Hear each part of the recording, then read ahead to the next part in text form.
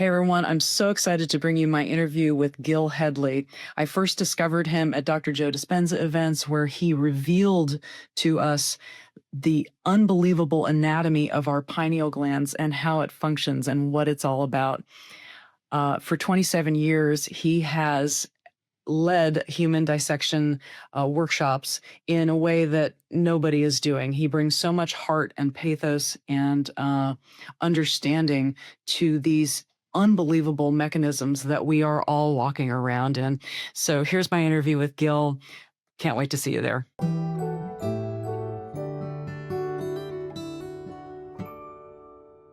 Hey, everybody. Welcome to this episode of Next Level Healing. I'm your host, Dr. Tara Perry. I'm super excited to bring you my guest today. I first discovered him in multiple Dr. Joe Dispenza events where we would see him dissecting and explaining the amazing, incredible pineal gland that we all have. His whole life, he's been an avid student of personal and spiritual development. He completed a PhD in theological ethics at the University of Chicago's Divinity School. He is a certified Rolfer. He spent 5 years studying the psychodynamics of energy healing in New York City. Over the past 27 years, he's led hundreds of hours of hands-on human dissection workshops. This pertains to all of us, folks. He's encouraged thousands of fellow Salmonauts to appreciate and explore and embody the wonders of the human form. Welcome, Gil Hedley. Thanks, Tara. And it looks like I've hit 30 years now, so that must have been an old bio on my website that needs updating. Yeah, we all have to update our websites, don't we? Yeah, I was trained as a certified rolfer. I haven't been a rolfer in 30 years. So Yeah. it was But a it's long so time ago. interesting. It's okay. So I studied acupuncture years ago, and I mean, I've been an acupuncturist for over 30 years. Oh, Or wonderful. about 30 years now. It's so rare to have an opportunity to see the human body the way you have revealed it. Mm. And it's even rarer to find a teacher, a guide that has been a rolfer, has done body work, but also just has this amazing appreciation, reverence for nature, humanity. You show it. It's not dry. It's lighthearted. You have a great sense of humor. You have incredible reverence for this person that gave you their body to explore and to share with other people in this container of just love that you've created. Thank you so much for seeing what I'm hoping to share. And you went to 111 cities. One of my other introductions to you, or continued introductions to you, was a friend of mine who attended your nerve tour that you did last year. 111 cities in an entire year. That's Well, we canceled a few and we added a few and then we canceled some more and then we added some more. It ended up being 108, which is kind of nice because it matches the beads, you know? yeah, that's a really special number. I used to Yeah. have Suite 108 in Beverly Hills, and one of my very spiritual friends says, "Wow, how did you get that?" Yeah, we shot for 111 because that was kind of my dad passed away or maybe 18 years ago, and he shows up at 111 on the clock or 222 or 333. So we thought 111 cities, that's a good dad number. And then 108, that turned out to be pretty good too. So take us back in time. What prompted you to take this path? Because I mean, this is obviously a labor of love for you, and yeah, and what you reveal. I mean, that video of the pineal gland, which and everybody can go to YouTube, type in Gil Hedley and anatomy, and just dive into these incredible revelations of the pineal gland and the nervous system and the heart. Just spectacular. Thank you. Yeah, I have a whole playlist on the pineal pituitary glands and axis, etc. So it is fun and accessible there for free on YouTube. It's just a public service in addition to my website where I really drill down on these things even in greater detail. And I got going, I don't know, golly, I got interested in the body in the 70s watching Arnold Schwarzenegger win Mr. Olympia 6 times in a row. I bought his book and did supersets and got big, and it was awesome.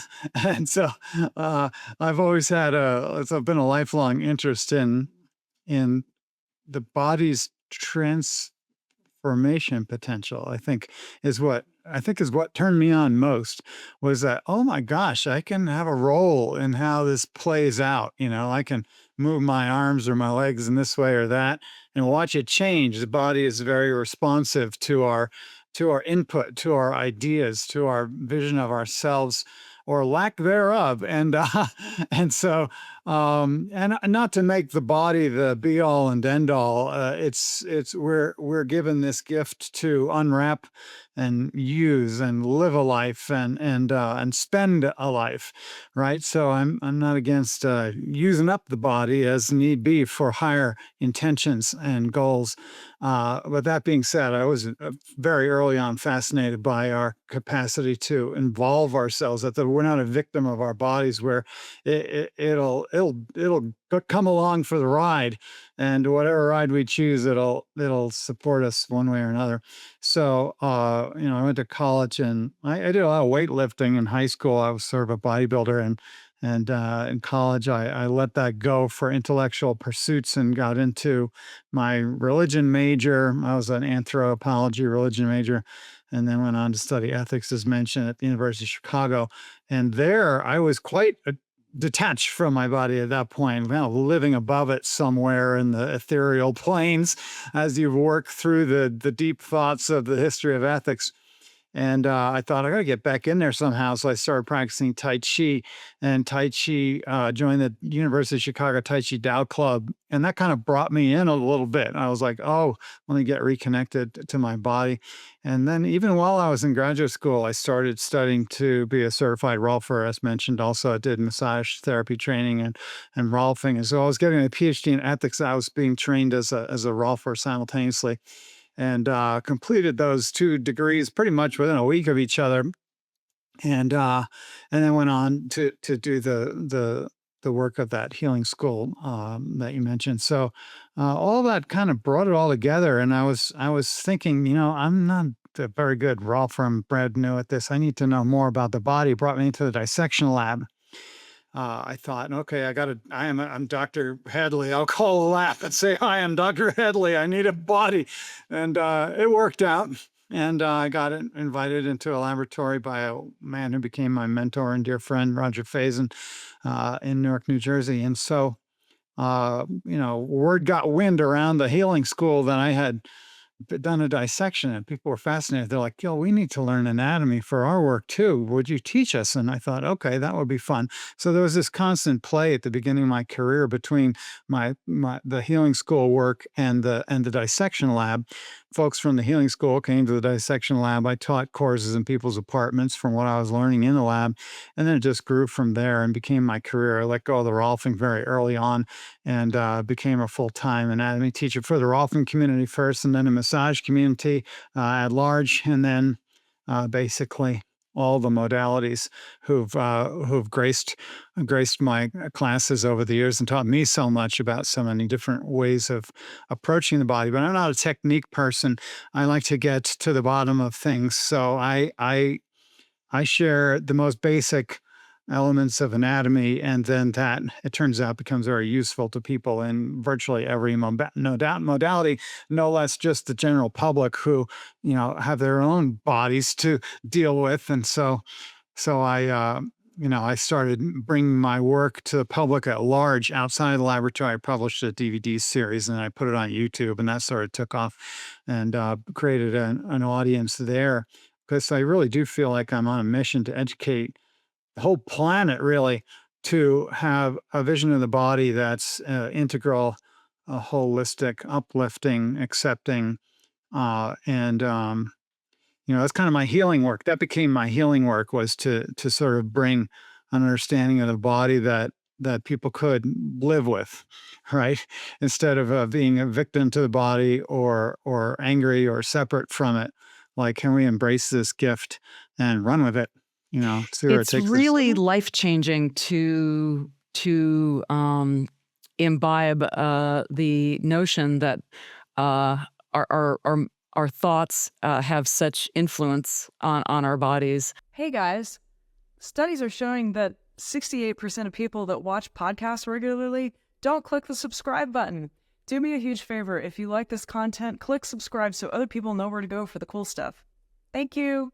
Can you speak to that? I mean, in watching, all us spiritual people, we're all into the chakras, but you actually show us where these nerve plexuses or plexi, I don't know what the plural that is, Plexuses, actually. Plexuses, yeah. plexuses, that they actually correspond with these energy centers that have been known about. And similarly in Chinese medicine, the people thousands of years ago had figured out that there were these energy pathways which seem all woo-woo to people that don't have a grasp of what this really is all about, but they're really just it's where the energy flows in the body, and when you show it the way you show it with again with the grace and the pathos and the respect, it's just if we could really be aware of how what a miracle we are Mm. in every second of every moment, it really changes things. Yeah, one of the big impacts of studying ethics at the University of Chicago is it got me thinking a lot about language, and how our use of language uh, is how we live. We live according to the metaphors that we adopt. So if we say, "My body is a machine," right? That's a metaphor, but it carries with it entailments of fixability and brokenness and going to a mechanic and all sorts of things, and spiritless, Yeah, and right? limitation, and yeah, exactly what all, you said. all of that kind of thing, right? And then you look at someone like Saint Francis, who was a favorite of mine, who I love very much. Saint Francis, he had a terrible attitude towards his body, and I adopted that for a long time because it was the language of my spirituality in my youth. And so Saint Francis referenced his body as brother ass, right? Brother ass. Like there's brother sun, sister moon. His body was brother ass, meaning a mule, right? And that's how he treated it. He treated it like a mule in the 13th century. You beat it, you flog it. It's stubborn and disobedient, and you will it into submission, and it's lesser. Right. It's a lesser thing. And I look at that metaphor and I'm like, well, that's one way to live. And I lived that way for a while. And I was very underappreciative of my body. But if you pay carefully attention to the life of St. Francis, he apologized to his body on his deathbed because at about 45, he had pretty much beaten it to death. He was blind. He was starved. He was broken as a physical being, despite his elevated spirituality. And I found that to be um, a mismatch, right? A point of incompleteness in the beautiful story of his life.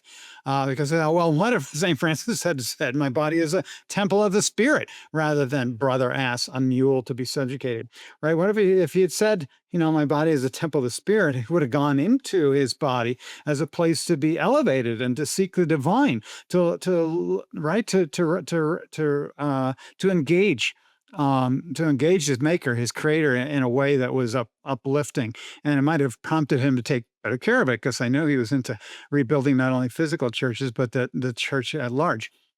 And so if he had saw his body as a temple of spirit, use that metaphor, it would have been very different. So I look at our culture today, and it looks to me like the body has been problematized. The body is a problem. And that's the metaphor for it. Your body is a problem. It's maybe even a perpetrator, right? It's the enemy.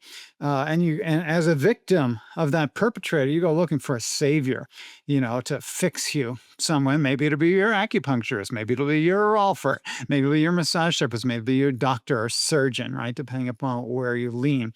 And so, but either way, you're powerless, right? When you're a victim, you're disempowered, quite. That's the consciousness of victimhood, whether it's true or not. Even if you just got run over by a pickle truck, if you adopt the consciousness of victimhood, it's going to be a long slog through recovery, as opposed to saying, there's mastery here. I'm a master. This is a gift, and it's not other. It's not apart from me. It's not. It's. And so when I look at and I try and switch the metaphor over to a gift. Well, a gift is something to receive, to something to unwrap, to explore, to celebrate, to give thanks for. It's an attitude shift. And when you have that attitude shift and receive your body as a gift, then, well, like, what's the lesson in the gift? I mean, I don't assume that we've been given a gift to be shamed or brutalized or punished. I'm assuming you're being a gift because there's something there for you, right? To explore and unwrap and unfold in your life. So if you look at the things going on in your body as gifts, even the ones that seem negative, you're like, well, that's what kind of a gift is migraine headaches? What kind of a gift is a miscarriage? What kind of a gift is all the suffering that I've experienced in my body? Well, get curious, because if you get curious about that, what a revelation awaits you when you have that shift in consciousness, and it's so much more empowering, because if you're just sitting around waiting for someone to fix you, it's going to be a long wait. Um, I love the phrase. Oh gosh, now I'm drawing a blank. I've had so many phrases come into mind when you were talking about all this. So when you get into quantum physics, there's the idea that what you're perceiving, is just absolutely, it's not true. So what we put our attention on gets our energy. So you can basically choose what your reality is going to be like.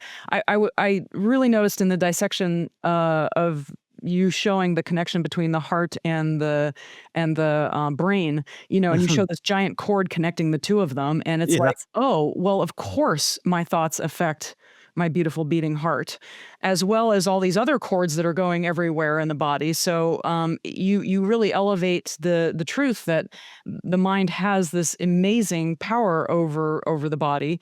And to that point, though, that pathway that the heart and brain centers share is in the majority flowing brainward.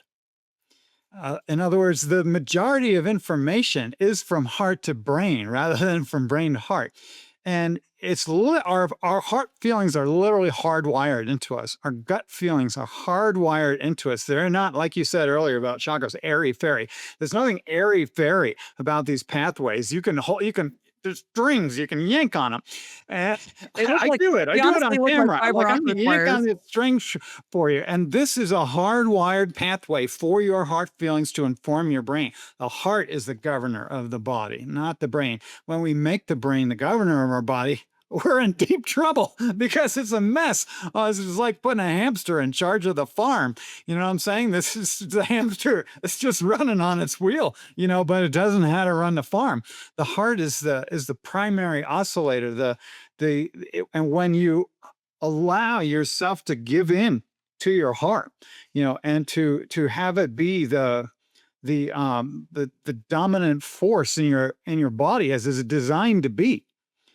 Right. And is testified to by that majority of fibers running in various directions, by its omnipresence throughout your form, pulsing, delivering its rhythms and its message. It's a huge shift and advantage to our function. Was it the anatomy that informed your spirituality, or the other way around, or did they come together like that? A little of both, honestly, because it's like whatever if you contemplate something for a long time, it starts to inform you, right?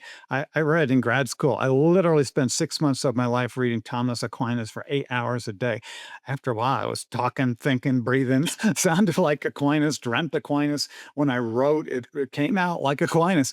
So similarly, I've spent the last 30 years just swimming around in the human body, and being a person who is having a contemplative aspect to that work, the body has changed me and how I see things that seem subtle at first.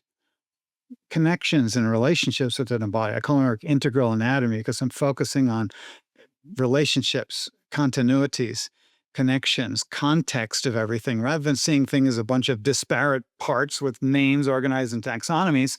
I prefer to look at how those things are connected, not and not believe in their separation. I believe in the connection, because that's what's there. You can't miss it. You can miss it. People miss it all the time, because if you show up with a conceptualization in the body as a pile of parts, believe me, you can cut it into a pile of parts in short order and confirm your beliefs. However, if you dare to feel into the experience of cutting them apart, you'll realize that it took you time. It dulled your scalpel. What dulled your scalpel? Why did it take time? Because those relationships needed to be dismantled. So if you start assembling the relationships in your perception of the body, if you start witnessing the continuities, if you start getting into the context of everything that you thought had no relationship, right? You start to say, oh, this isn't subtle at all. These are very concrete connections that can be witnessed, experienced to over and over again in body after body. And in each one of their uniqueness, what you will find reiterated is the totality of the connection. And then once you see all that connection that you missed before when you first showed up at the body, when you see and witness all that connection, you start getting suspicious that maybe the stuff beyond the skin is also connected. And that's what happened for me. And that's the kind of spirituality that has arisen for me from doing dissection, is the suspicion, right? That there's no separation between anything, actually. And just because the connection seems subtle to you at first, it doesn't mean they're not there. And once you start to witness and contemplate those connections, they start to get thicker. Like things that seem very subtle at first start to not be subtle at all. They're not subtle, the connections between us. They're very obvious. When I was seeing all those plexuses, and I've spent, many, many hours, as have many meditators, focusing on the energy centers, blessing them, sending your power, and then feeling, over the years how different life is, how much better life is when you have these recognitions of these energy centers, and then to see what you've done as actually showing us. I mean, they look almost like fiber optic cables, connecting these beautiful plexuses, which look like nets and almost like stars. And I mean, it's just. It is really beautiful. And when you realize that your mind and has all this connection to the body parts, and the body parts inform the mind, and they do work together so well. Tell us about left brain blindness, because well, I mean, like you said, if we just cut things apart and we categorize things, we miss stuff. And at one point in the dissection, you couldn't see a nerve that was like right in front of you because you had fallen into that pattern, and we all fall into this pattern. And it's like it's that saying that if you're looking at things from a quantum level, there's 100% assuredness that you're not looking at reality correctly. And this left brain blindness plays a big role in that, because my understanding is I've interviewed Jill Bolte Taylor, and she had that stroke of half of her brain, and Yeah. if you're totally functioning as I'm going to get this right here, as a right brain person, then you don't know where you stop and the rest of the world starts. You're blissed out. And if you're a left brain person, you're categorizing, and part of that categorization is ignoring so much information, because it wants to put things, it wants to put round peg in round hole. and in order to do that, you have to block stuff out. But tell us your perception and experience of left brain blindness and why it matters. Yeah, sure. It's the great problem we all face. Where are my keys? So, where have the keys gone?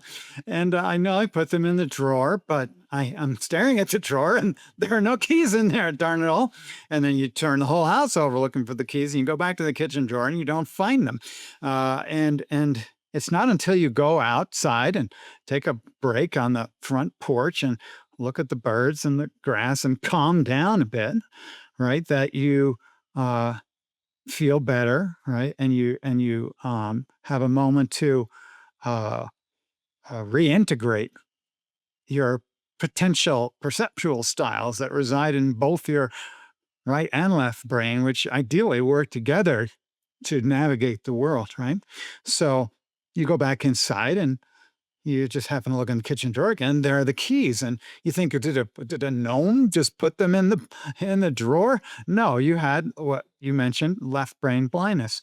So where you literally can't see what's in front of your face. Now, at a neurological level, what that represents is the firing of very many inhibitory neurons in your corpus callosum, that bridge of neural tissue between your right and left hemispheres.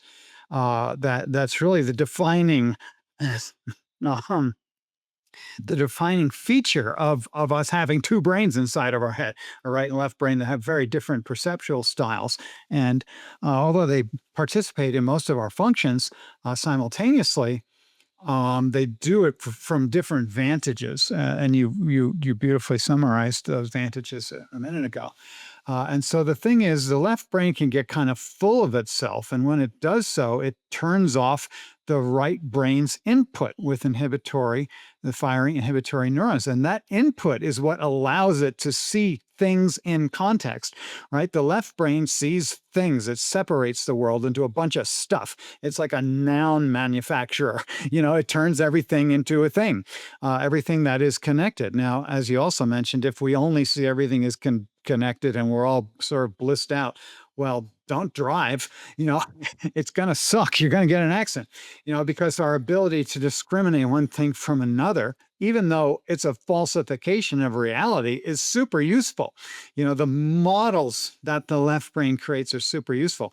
But when it spins out in its capacity to focus on things, when it spins out, it ultimately can't see anything in relationship, can't see anything in context.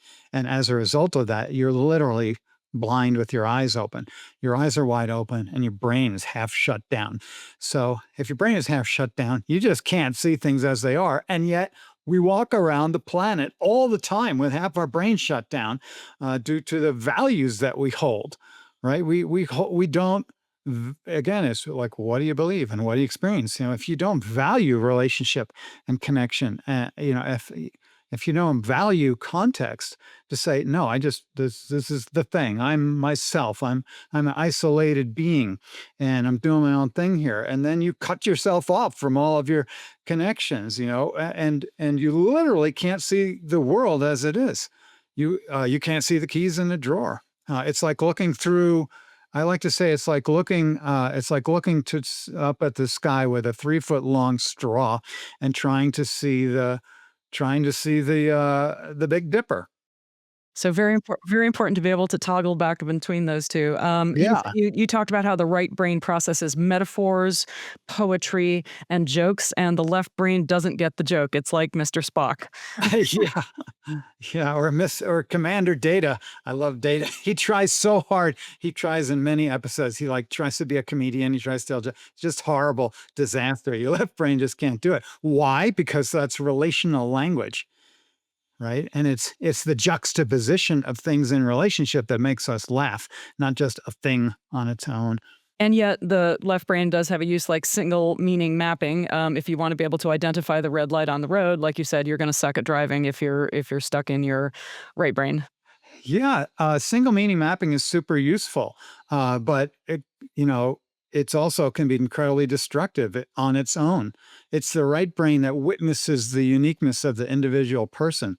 The left brain just sees a type, right? So if you map single meanings onto types, then this person, their hat means this, their scarf means that, their button means that, and you don't even ask about them. You already know everything. That's your left brain witnessing people. It witnesses people as types and is a disaster. It's dangerous, actually. I It love what you're results saying. in mass death.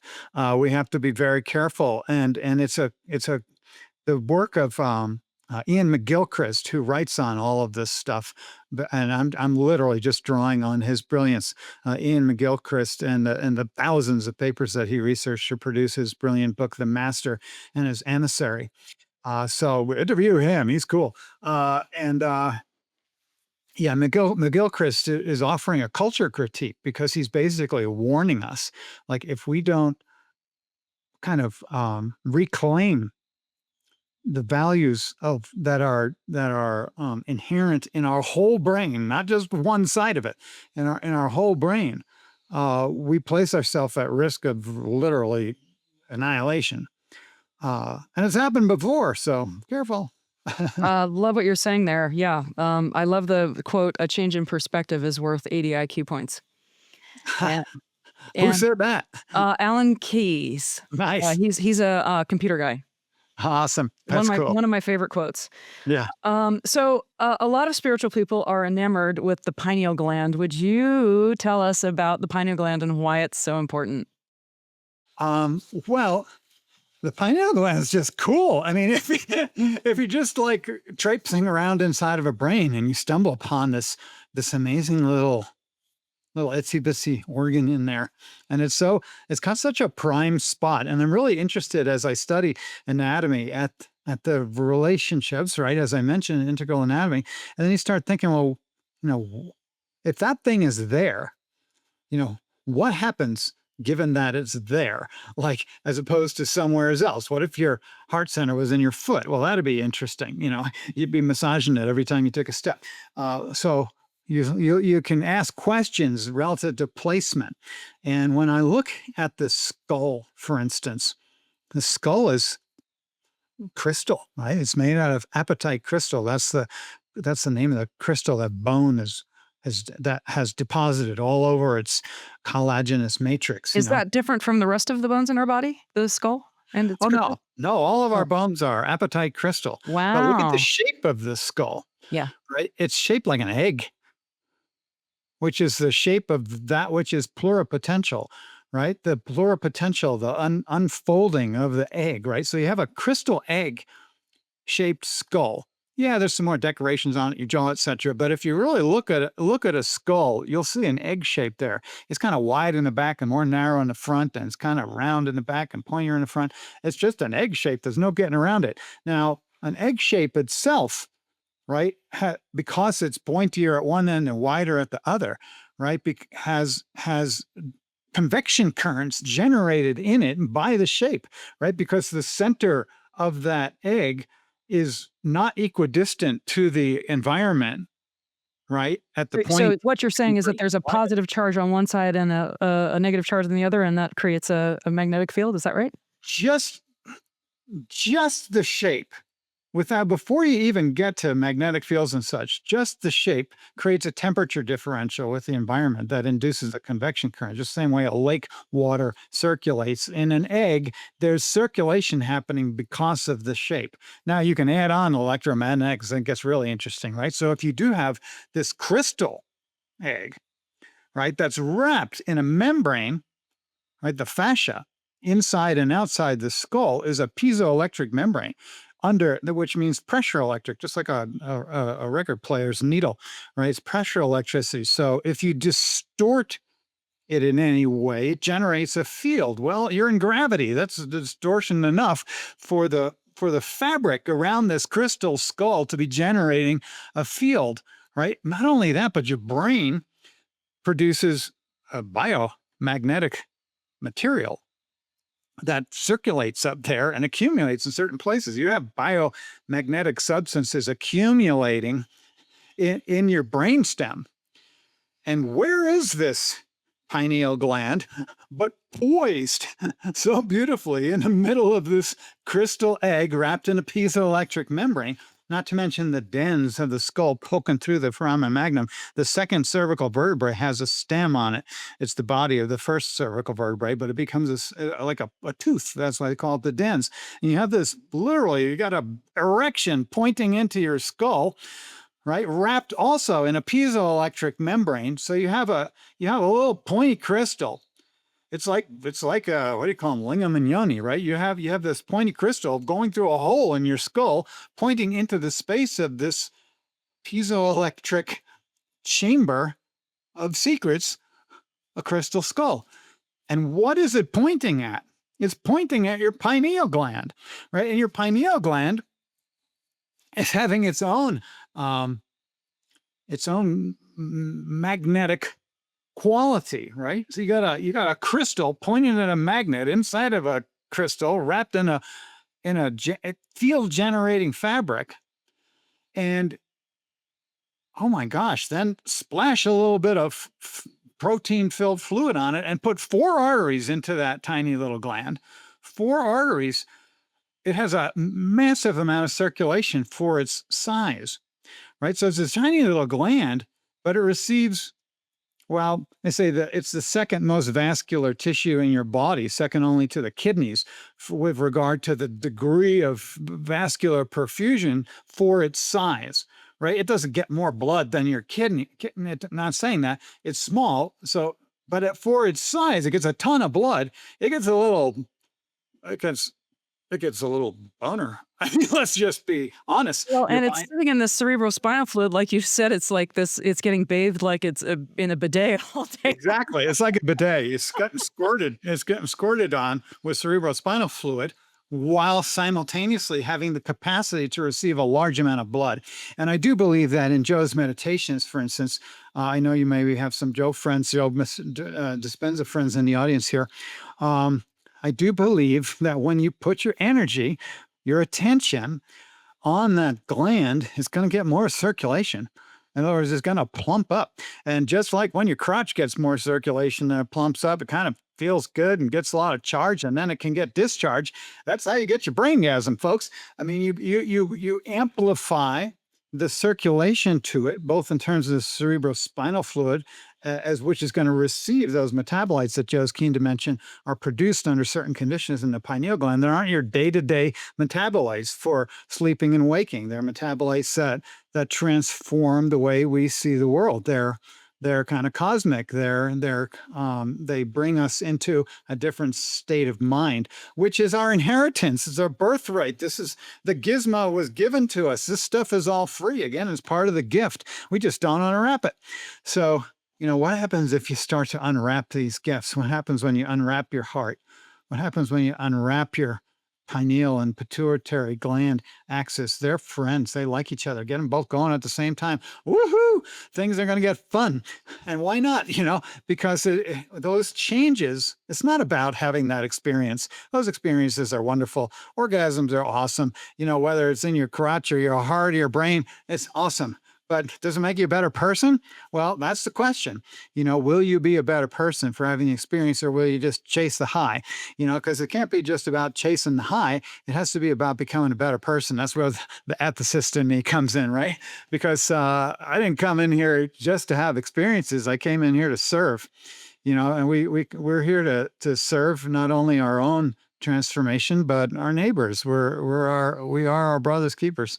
And we're here to serve. And that's where true satisfaction comes from.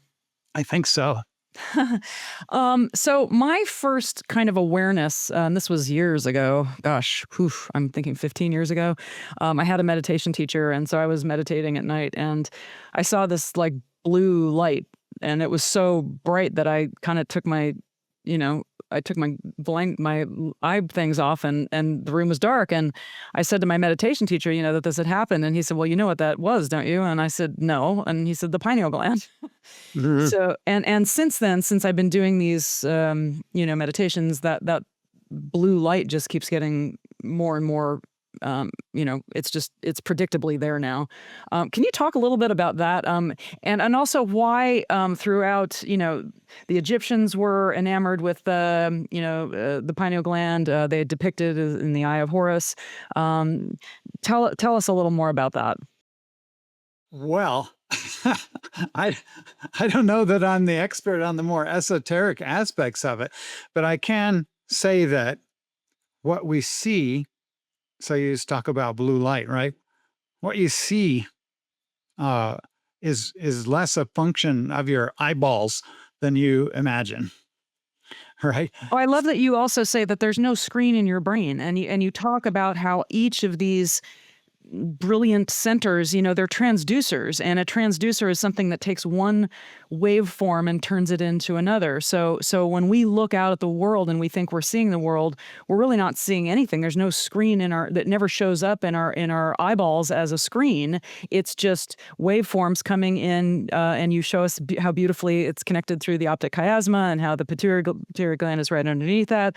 And then it gets transduced into something that our brain interprets as reality. But again, it's not really reality. It's just our brain's interpretation of it. Exactly. And so we interpret reality as a certain way, and we don't have to.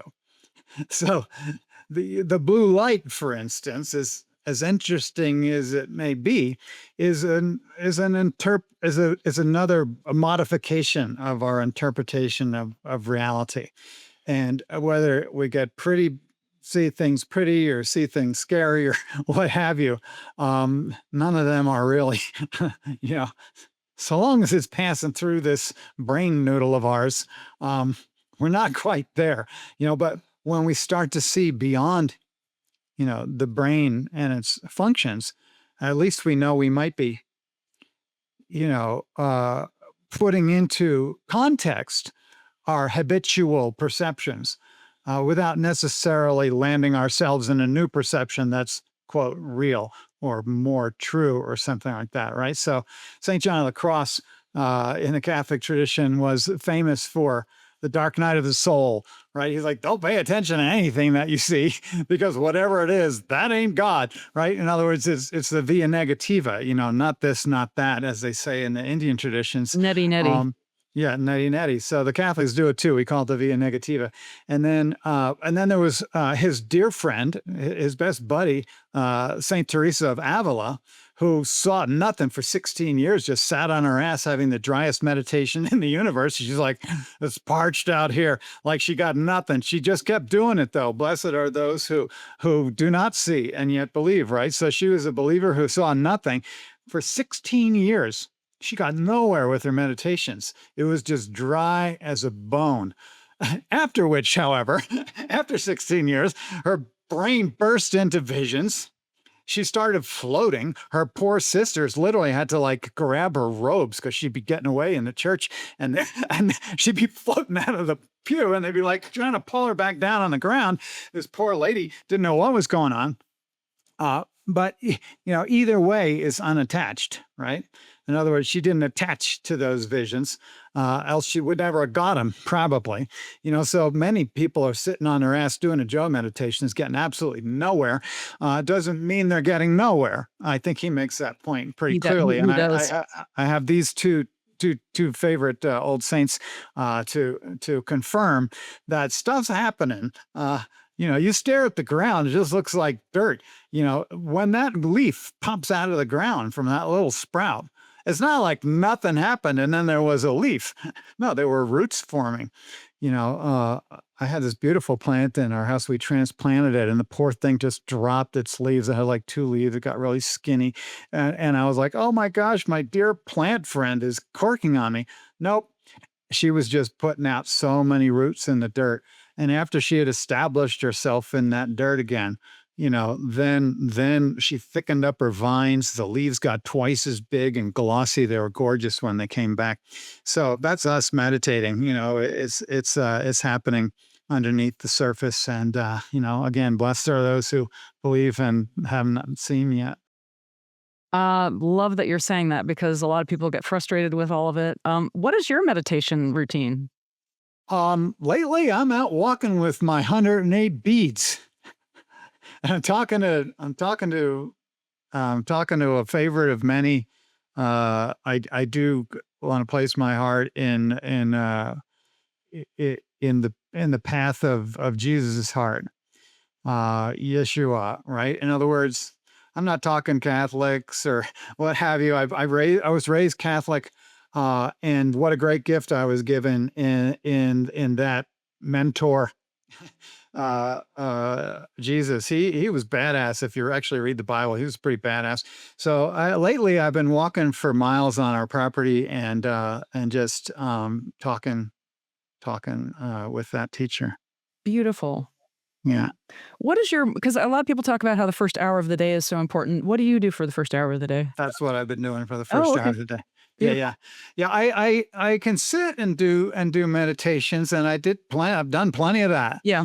Uh, and and then I'm like, if you only got a couple hours a day to do this sort of business, and your physicality starts to get a little needy too, and it's like, oh, I need more time for that. And then what if I put them together? This is amazing. So we live at about 8,000 feet, and hiking around here. I just remember how Jesus went off to lonely places and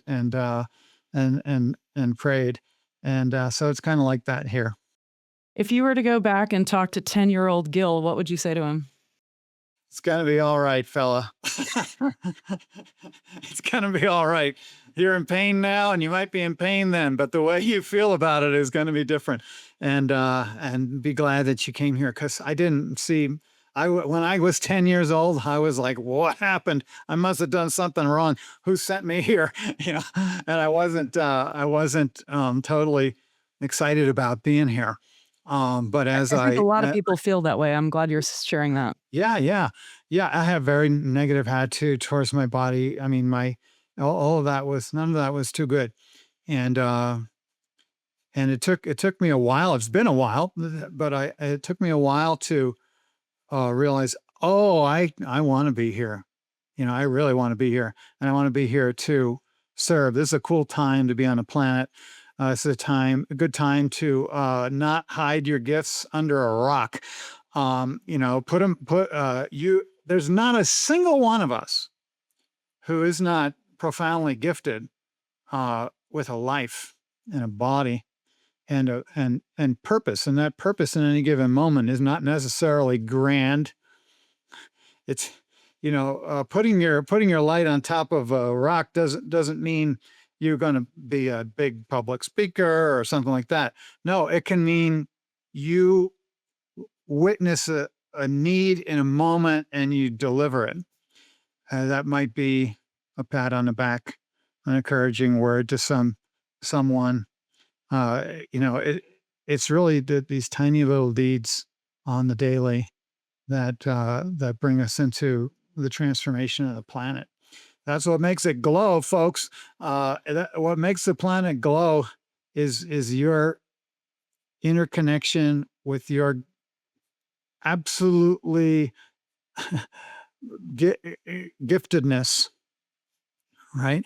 And then you just act on that day after day. I love that. Is there anything else that you might say to somebody that was like in a really dark place and time, and to help bring that light into them? We are on a spinning planet that has never been in the same place once. And if you think you're stuck, that's in your mind. Like, in other words, you can't stop moving on this planet. You have never been in the same place twice. And if you're like, oh, here I am again, it's like, no, you're not. No, the whole friggin' galaxy spun through the universe, and we're in a different place. And so something different can happen now because of that. And it has a lot to do with you, but also you are not alone. If you feel dark and lonely and secluded and isolated, it's an illusion. And you can call out for help, and help is here for you on spiritual planes, on physical planes. They're all intermixed. And when we reach out for help from the higher, right, from the light that is the light of the world, we will be helped. It is guaranteed that you'll be helped. And the tiniest smidge out of that darkness will crack that eggshell that is wrapped around you into an explosion of light and truth. And that's what we're here for. I love that. I love that. I love that. Gil, how do people follow you? How do they stay in touch with you? How do they continue to get this beautiful inspiration that you are pouring forth? Well, GilHedley.com is where I teach anatomy and also share conversations with people. I don't always get to talk like this. I'm thrilled to chat with you, Tara, because not everybody wants to bring this aspect out, right? Some people are like, tell us about the details of fashion. And that's great, you know? And And yet, I highly Thank recommend. you. Is what I'm trying to say. Thank you for giving me an open floor to shout from the rooftops about the things I love the most. Well, I highly recommend everybody, since we missed your nerve tour last year, at least get the nerve tour on video, because you can see all these incredible dissections. And what really is, I can't emphasize enough, when I I'd see those connections and then I'd connect them to the energy centers, which I'm already intimately familiar with. But then I literally just took a quick walk before this interview, and I'm looking up at the trees, and most of them don't have leaves on them right now. And I'm going, oh my God, that's identical to the nerves. And that's not a coincidence, because you see It's not a this coincidence. fractal pattern in things, and you can't, like you're saying, it's like it's it might be difficult to see at first because, again, we've got that left brain bias where we're blindness. We're trained to believe that we're separate, we're isolated, and it's not true. The more we can experience and witness that there's this connection going on within ourselves, with each other, and with the nature. And I'm watching nature kind of devour you right there, the camera. And you talk about the nature in your video, and you show how, the cerebellum looks like the tree of life, and it's drinking out of the water that's in our body is the cerebrospinal fluid. I actually had the tremendous pleasure of training with John Upledger back in the day, so Oh, neat. I'm familiar with the cerebrospinal fluid, and it's true. We're just these amazing. If we could just peek into the miracle that we all are. It's so uplifting. At the beginning of your video, you also talk about how the spinal cord is like a water snake swimming through the water. Yeah. Can you mention the first time you witnessed that? Because a lot of what we see with cadavers, it's stuff that's it's dried up a bit. It's been not animated with the spirit of life for a while. But I understand that when you see like really fresh tissue, you do have pictures in there of the brain, with this just amazing vascularization that Yeah. looks like plants growing. It's so Yeah. cool. We are of nature. Um, um, and our bodies bear witness to that, of those continuities. And I do share those images, and I can tell you really drilled down and watched those nurture videos. At the moment, they're not available on my website. I know, no, yeah, I know. We put it out there for so many months, Mm. and now I'm going to do some editing on some of the videos that I shot during their project, and I mean, that was literally just a tiny sampling of what I did in the lab. And so I'm going to edit out all that stuff and get it all on a website together. That will happen within this year. But there is like literally 350 hours of other content on my site already that will bring you into these very same stories and ideas. And also, there's my free YouTube channel, and I have a free membership on my site as well.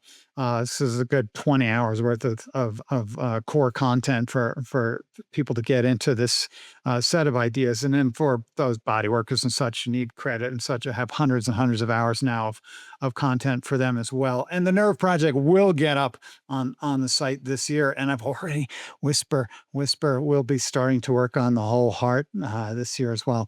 So I'm gonna be doing another tour actually in And a I couple believe you years. offer CEUs for pretty much every medical profession. A bunch. I wish it were all of them, but we're just me and Rachel here trying to get things out. And there's 50 states and a lot of professions, and so we cover a bunch of territory. Though Yes, not it's all. a lot. The acupuncturist wouldn't give me credit I because know. they're I like, saw you weren't covering yeah, acupuncture. because they said you're not an acupuncturist. What do you know about anatomy for acupuncture? So that was it. They wouldn't. I was like, so I don't know, like a whole lifetime of work. But no, that's the acupuncture. For You go pretty much protest more than here. any acupuncturist walking the earth. But other than that, no, Yeah, I have but no other than that, yeah, qualifications. you might need to chat. You might need to chat with that policy. But they like to keep it in house, and it's their loss certainly. And you can still take the stuff. You just won't be able to get credit for it, sadly. Yeah. Uh-huh. I just want to mention, because you say it over and over again, I just can't emphasize it enough that this left brain blindness applies to a whole bunch of different things. I mean, for instance, you talk about how it's very trendy right now to talk about how the vagus nerve and the sympathetic nerve are like good guy, bad guy, Yes. and that's not actually true. It's not actually true at all. The vagus nerve complex, if we call it that, because it's a very sophisticated set of tissues. And I don't know, we joke about, how Americans got one word for snow, but if you were like in Greenland, you'd have 20 words for snow, right? And it's a little bit like that. We have one word, vagus nerve, and it's actually referencing a whole complex of tissues that have very many different functions, sometimes at opposite ends of the spectrum in terms of stress response and relaxation response. So you can have elevated vagal tone in a way that means you're very stressed, or you can have elevated vagal tone in a way that means you're very relaxed. And they're both referencing the vagus nerve. So the work of Stephen Porges is very excellent in covering that territory. But I do go into that a bit, and will again bring that onto my site as soon as here is humanly possible. I do a lot of things. I'm so deeply impressed. What is the next thing on your plate for the next month or two or three? Well, as you know, from the Nerve Tour, I do work with folks who maybe I have a connection with, and so my brother-in-law passed away about a month ago, and offered me his body to work with. So his body is at the lab right now, and I'm going to work on his pelvis and his heart center, particularly because my next tour, just between you and me, is going to be Sex and the Sacred Heart. So I'll be exploring those connections, as well as detailing pelvic anatomy and the concept of the whole heart. I talk about the heart center here, right? This is our heart center, but there's no place where, if you're following its textures, you would cut it, right? It just keeps going, and it infiltrates all the tissues of our body. So if you want to know what's the shape of the human heart, well, just look in the mirror. That's the shape of your human heart, because your whole heart is perfusing through all of your tissues and giving you that form. When you embrace someone, right? When you wrap your arms around someone, that's your heart creeping out like the creepers of a vine and wrapping around somebody and embracing their heart. So I'm going to explore the whole heart and maybe our sexuality a bit in relationship. So I'll call that Sex and the Sacred Heart. And so I'm going to be working in the laboratory for about 5 weeks this spring, and then I'll be teaching my classes, and then I'll go back to the lab in the fall, and I'll spend about 6 months more in 2026. So I have about, I don't know, 8 or 9 months scheduled in the laboratory to do these intensive dissections so that I can film them, present them, create images, and then hit the road again. Your reverence and love for what you do and the human form and what that means, actually, it reminds me a bit of Da Vinci. Ah, good old Da Vinci.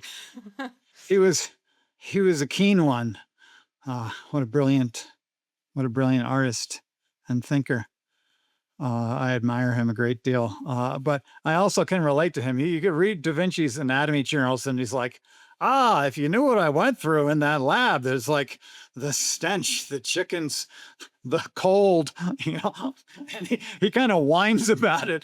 And I'm like, I get it. I totally get it. Well, and also he took a tremendous risk to do this, and it's still kind of weird to the Western mind, or I guess probably maybe universally, to take apart somebody that you knew and loved. Yeah. It's not for everybody. And then it's also, when taken on as a contemplation and as a spiritual path, even, it kind of breaks it out into new vistas. It's all about intention and context. And the degree of respect and reverence and love that you have for the bodies that you're working with is really sweet. Thank you. Gil, thank you so much for being with us here today. It's my great pleasure, Tara. I've had a lot of fun, and it's lovely to engage with you and your audience as well. Fantastic. Folks, hit the subscribe button and send us some comments about how this has moved you, and we look forward to seeing you on the next episode of Next Level Healing.